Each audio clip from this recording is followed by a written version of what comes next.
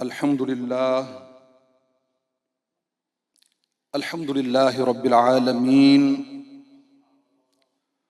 والعاقبة للمتقين والصلاة والسلام على سيد الأنبياء وأشرف الأنبياء وأفضل الأنبياء وأكرم الأنبياء وخاتم الأنبياء والمرسلين وعلى آله وأصحابه وأزواجه وعترته وخلفائه أجمعين. أما بعد فأعوذ بالله من الشيطان الرجيم. بسم الله الرحمن الرحيم. ومن يطع الله والرسول فأولئك مع الذين أنعم الله عليهم من النبيين والصديقين والشهداء والصالحين وحسن أولئك رفيقا. إن الله وملائكته يصلون على النبي يا أيها الذين آمنوا صلوا عليه وسلموا تسليما. اللهم صل على سيدنا ومولانا محمد وعلى آل سيدنا ومولانا محمد وبارک وسلم. مزید محبت کے ساتھ الصلاۃ والسلام علیک یا سیدی یا رسول اللہ وعلی آلک واصحابک یا سیدی یا حبیب اللہ. سرتاب قدم ہے تنے سلطان زمن پھول، لب پھول دہن پھول ذقن پھول بدن پھول. صدقے میں تیرے باغ تو کیا لائے ہیں بن پھول، اس غنچہ دل کو بھی تو ہی ماں ہو کے بن پھول. واللہ جو مل جائے میرے گل کا پسینہ، واللہ جو مل جائے میرے گل کا پسینہ، مانگے نہ کبھی عطر نہ چاہے پھر دلہن پھول.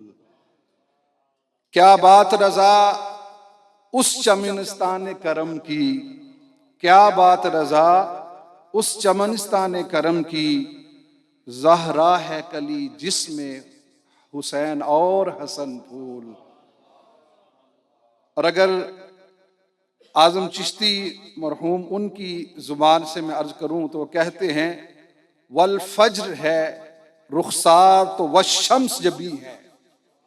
والفجر ہے رخسار تو والشمس جبی ہے، قرآن بھی مداح جمال شہیدی ہے.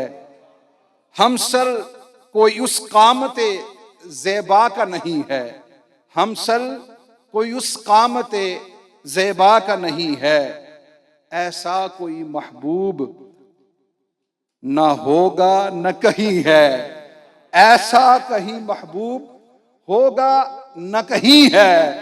بیٹھا ہے چٹائی پہ مگر عرش بری ہے، مگر عرش نشیں ہے.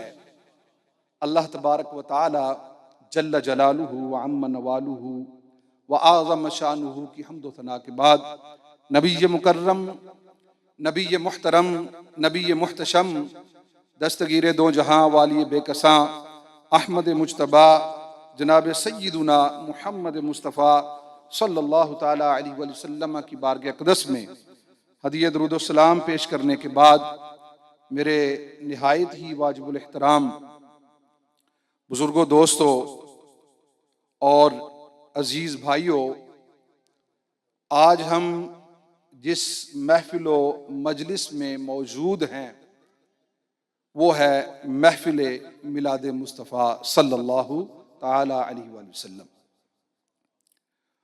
اور اگر میں یہ کہوں کہ محفل سے کے آغاز سے لے کر وہ تلاوت قرآن مجید فرقان حمید کی صورت ہو، وہ دیگر کلام ہوں یا ذکر الہی کے مختلف طریقہ کار ہوں یا وہ ختم خواجگان ہوں، یہ سارا کا سارا یہ ذکر الہی ہی ہے، یہ سارا کا سارا۔ اچھا، ہم ذکر مصطفیٰ جو کرتے ہیں یہ بھی ذکر الہی ہی ہے۔ یہ جو میں جملہ کہہ رہا ہوں ذکر الہی ہی ہے۔ میں آپ سے عرض کرتا ہوں کہ بھائی آپ کو ذکر الہی کی جو سوغات ہے، ذکر الہی کی برکات کہاں سے ملی ہیں؟ ایسے پیدا ہوئے تھے اور جناب ذکر کرنا شروع ہو گئے؟ جی ایسا تو نہیں ہے۔ اس بات پر میں جو ہے نا جی بات کر سکتا ہوں، ٹائم کی قلت کی وجہ سے میں آگے بڑھاؤں گا۔ میں آپ سے پوچھتا ہوں ذکر کی یہ لذت، یہ سکون، سرور کہاں سے ملا؟ جی کہیں گے مرشد سے ملا نا جی، کہیں گے نا، یہ کہنا ہی پڑے گا بھائی، اس لیے کہ جس کی سنگت صحبت میں بیٹھنے کی وجہ سے آپ کو جہاں پہ ظاہری طہارت نصیب ہوئی ہے، آپ اندر کی جو طہارت ہے وہ بھی نصیب ہوئی ہے۔ آپ کیا سمجھتے ہیں اللہ اللہ بندہ کرتا رہے تو اندر پاک نہیں ہوتا؟ نہ بھائی، میرے رب کے اسم شریف لفظ اللہ کی تاثیر اتنی ہے، خلوص ہو دل میں، بندہ اللہ اللہ کرتا رہے، ایک دن آتا ہے کہ خالق کائنات جل وعلا اس ذکر کی برکت سے بندے کا اندر بھی صاف فرما دیتا ہے، اس کا باہر بھی صاف ہو جاتا ہے، ستھرا ہو جاتا ہے۔ لیکن یہ بات یاد رکھیں، بغیر نسبت کے کوئی عمل نہیں۔ آپ کہیں گے اپنی طرف سے کیا؟ نہیں، میں عرض کروں میرے آقا علیہ الصلوۃ والسلام کی محبت کی سوغات، یہ جو حضرت قبلہ کہہ رہے تھے کہ رسول اللہ صلی اللہ علیہ وسلم کی محبت میں ذکر و اذکار ہو رہا ہے، درود و سلام پڑھے جا رہے ہیں، بھائی یہ محبت کہاں سے ملی؟ سارے پیدا ہوتے ہیں، سرکار علیہ الصلوۃ والسلام نے فرمایا ہر بچہ فطرت اسلام پر پیدا ہوتا ہے، لیکن وہ اس کے گھر والے اس کو یہودی بنا دیں، نصرانی بنا دیں، کچھ بھی بنا دیں، الگ معاملہ ہے۔ اب بڑے ہوئے کئی ایسے، ایک نہیں بہت سارے ایسے ہیں، ہم جانتے ہیں پہلے ان کی زندگی کچھ اور تھی، نسبت ملی، کسی اللہ والے کی سنگت اور صحبت میں بیٹھ گئے، وہ زمانے کے چور تھے، فراڈیے تھے، دھوکہ باز تھے، لیکن جو ہی نسبت ملی، قدموں کے ساتھ لگنے کی برکت یہ ہوئی، اللہ اللہ ان کے ساتھ بیٹھ کر اللہ اللہ کرنے کی برکت یہ ہوئی کہ آج وہ زمانے کے پارسا ہیں، زمانے کے، اس لیے کہ میلاد النبی صلی اللہ علیہ وسلم اللہ اللہ اللہ اللہ زمانے کے پارسا ہیں۔ میرے سرکار دو عالم صلی اللہ تعالی علیہ وسلم کی محبت سمجھنے کے لیے بھی نسبت ضروری ہے۔ اگر نسبت کی محبت نہیں تو محبت مصطفیٰ بھی سمجھ نہیں آ سکتی۔ یہ میلاد النبی کیا ہے، پھر اس پر اعتراض ہوں گے، محبت مصطفیٰ کیا ہے، اس پر بھی اعتراض ہوں، یہ درود و سلام کیا ہے، اس پر بھی اعتراض ہوں گے۔ کسی اللہ والے کی مجلس اور صحبت میں بیٹھ جائیں گے پھر کوئی دلیل پوچھنے کی ضرورت نہیں پڑے گی، دلیل مانگنے کی ضرورت نہیں پڑے گی، بلکہ تیرا دل خود ہی خود اللہ کا بھی ذکر کرے گا، رسول اللہ کا بھی ذکر کرے گا۔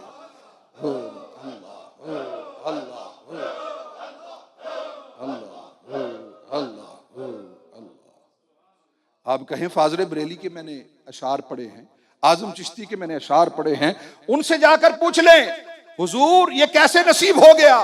وہ کہتے ہیں بھائی بغیر نسبت کے نہ علم آتا ہے نہ محبت آتی ہے، نہ علم آتا ہے نہ محبت آتی ہے۔ آپ وہ خوش نصیب ہیں۔ ہم کبھی تنہائی میں بیٹھے نا تو علماء تبصرہ کرتے ہیں، ہاں جی تبصرے کرتے ہیں، لیکن آپ کے بارے میں تبصرہ یہ ہوتا ہے کہ جن کا عقیدہ بھی بالکل صحیح ہے اور جن کے اعمال بھی رسول اللہ صلی اللہ علیہ وسلم کی سنت کے مطابق ہے۔ اور یہ خوش نصیبی کیوں ہے؟ یہ خوش نصیبی ملی اس لیے ہے کہ کسی اللہ والے کی سنگت ملی، صحبت ملی، اس کی سنگت نے اللہ اللہ بھی سکھا دیا اور رسول اللہ صلی اللہ علیہ وسلم کی ذات پر درود و سلام پڑھنے کا مزہ بھی دے دیا، جملے غور کریں، مزہ بھی دے دیا۔ اور انہی کی نسبت میں بیٹھنے والے، انہی کی صحبت اور سنگت میں بیٹھنے والے آج ہمارے درمیان موجود ہیں۔ حضور قبلہ شیخ طریقت، حضور قبلہ شیخ صوفی ارشد نقش بندی اسلمی، وہ یہاں موجود ہیں۔ اللہ ہو اللہ ہو اللہ ہو اللہ ہو اللہ۔ تو یہ سارا جتنا کچھ نظام چل رہا ہے نا ذکر کا، درود و سلام کا، یا محبتوں کے سفر چل رہے ہیں بھائیو، بغیر نسبتوں کے نہیں ہو سکتا۔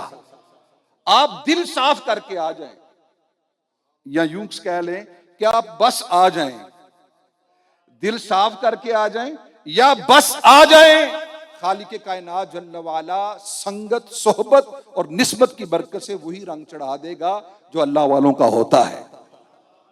بس ضروری یہ ہے بس آ جائیں۔ آپ یہاں پہ آ گئے اور دیکھیں، ہمیں ہمیشہ یہ انتہائی خوشی ہوتی ہے کہ جتنے پروگرامز ہوتے ہیں بھائی کس کے نام کس کا لینا ہے؟ اللہ اس کے رسول کا، بس مالا کس کی جپنی ہے؟ اللہ اس کے رسول کی۔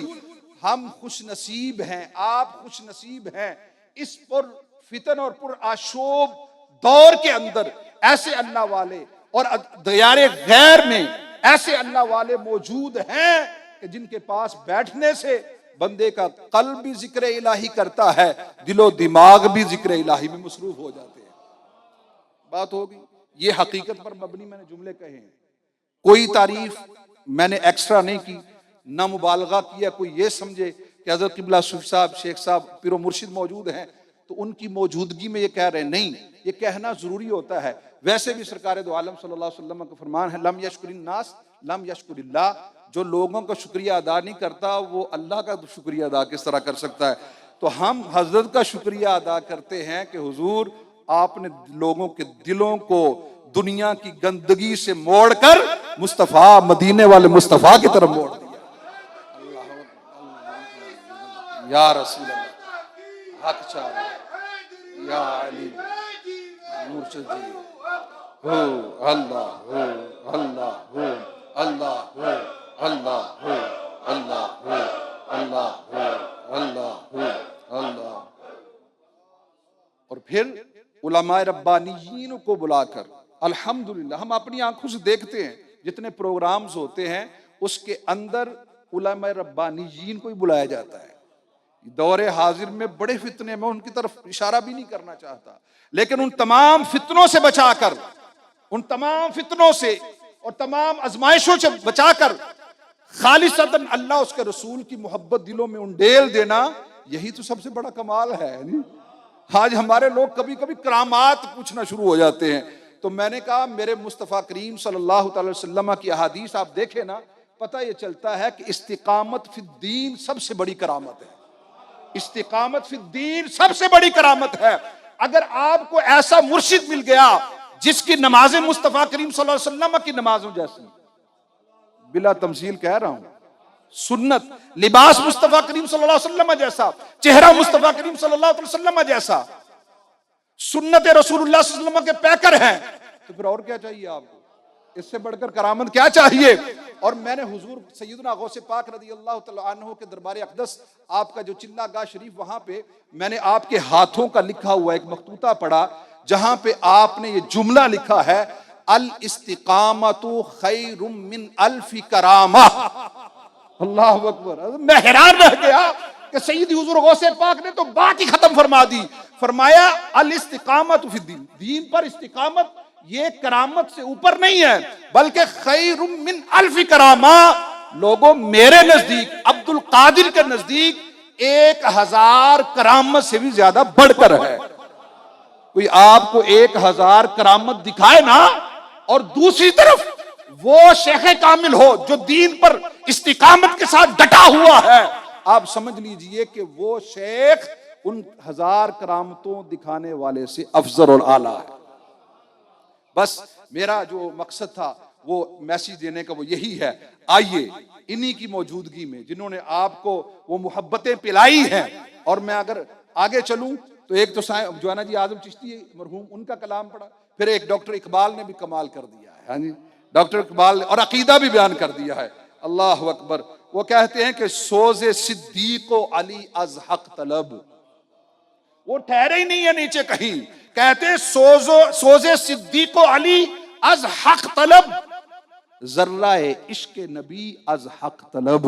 او بندے خدا، تو خدا سے اور کچھ نہ مانگ، اللہ سے تو صدیق اکبر اور مولا کائنات جیسا سوز جگر مانگ لے۔ اللہ سے اور کچھ نہ مانگ، اللہ سے صدیق اکبر اور سیدنا حضرت مولا کائنات رضی اللہ تعالی عنہما جیسا جو سوز ہے، جو جگر میں سوز ہے، وہ مانگ لے ذرہ عشق، عشق نبی از حق طلب، تو اور کچھ نہ مانگ، خالق کائنات جل وعلا کو کہہ دے، عرض کر دے، التجا کر مولا تو مجھے ایک ذرہ ہی اپنے نبی کے عشق کا عطا فرما دے، ایک ذرہ ہی اپنے نبی کے عشق کا عطا فرما دے۔ اللہ اکبر، سبحان اللہ۔